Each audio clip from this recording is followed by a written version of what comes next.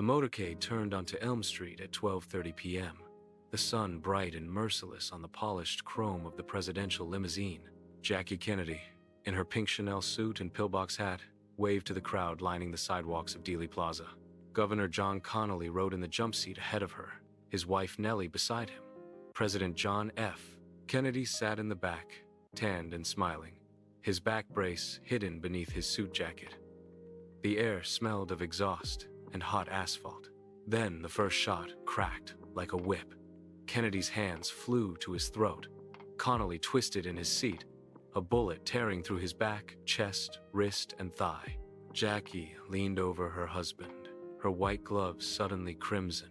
The driver, Secret Service agent William Greer, hesitated for a fatal second before accelerating toward the Stemmons freeway. Behind them, Clint Hill, Jackie's bodyguard, sprinted and leapt onto the trunk, shielding her as the car sped away.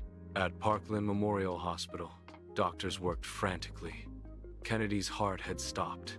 They cracked his chest, massaged the muscle, injected adrenaline directly into the chambers. Nothing.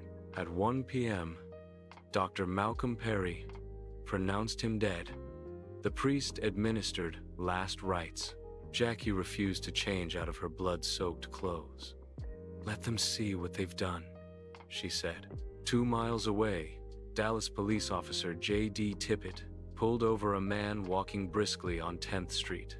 The man, Lee Harvey Oswald, drew a .38 revolver and fired 4 times. Tippett slumped against his patrol car. Witnesses pointed police toward the Texas Theater, where Oswald was arrested after a brief scuffle.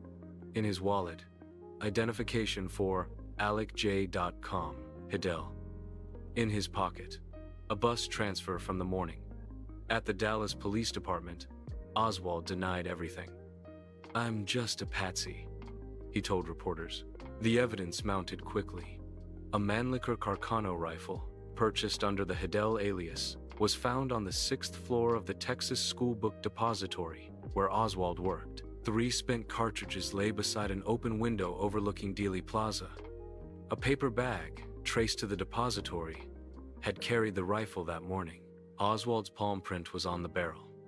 Fibers from his shirt matched those on the rifle stock. His wife Marina had photographed him holding the weapon in their backyard months earlier. On Sunday morning, November 24, Oswald was to be transferred to the county jail. Television cameras broadcast live as he was led through the basement of police headquarters. Suddenly, Jack Ruby, a balding, cigar-chomping nightclub owner with ties to Dallas mobsters, pushed through the crowd. He fired once. The bullet entered Oswald's abdomen and severed his aorta. Oswald gasped, collapsed, and died en route to Parkland, the same hospital, the same trauma room as Kennedy. Ruby claimed he acted out of grief for Jackie and the Kennedy children. Prosecutors painted him as a mob enforcer silencing a loose end.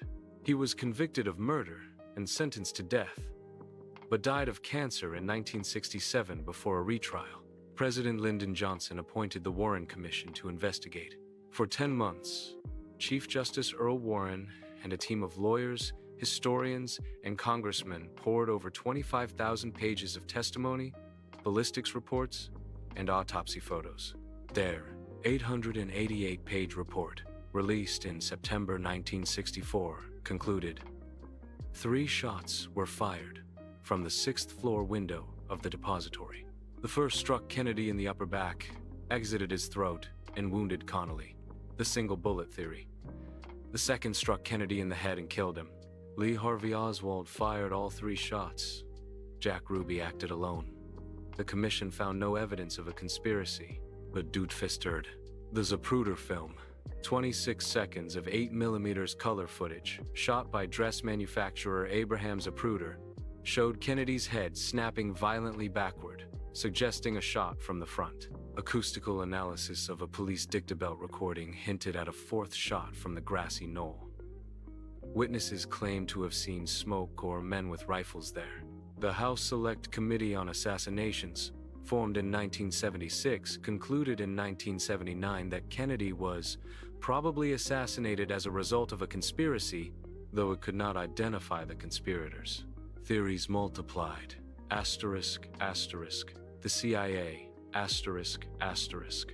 Kennedy had fired director Alan Dulles after the Bay of Pigs fiasco. Some claimed rogue agents sought revenge. Asterisk, asterisk. The Mafia, asterisk, asterisk. Attorney General Robert Kennedy's war on organized crime had enraged bosses like Carlos Marcello and Santos Traficante. Ruby's mob connections fueled speculation. Asterisk, asterisk. Cuba, asterisk, asterisk. Fidel Castro, humiliated by the Cuban Missile Crisis, allegedly ordered a hit, or anti-Castro exiles, furious at Kennedy's refusal to invade Cuba, struck back. Asterisk, asterisk. The military-industrial complex. Asterisk, asterisk. Kennedy's push to end the Vietnam War threatened defense contractors' profits.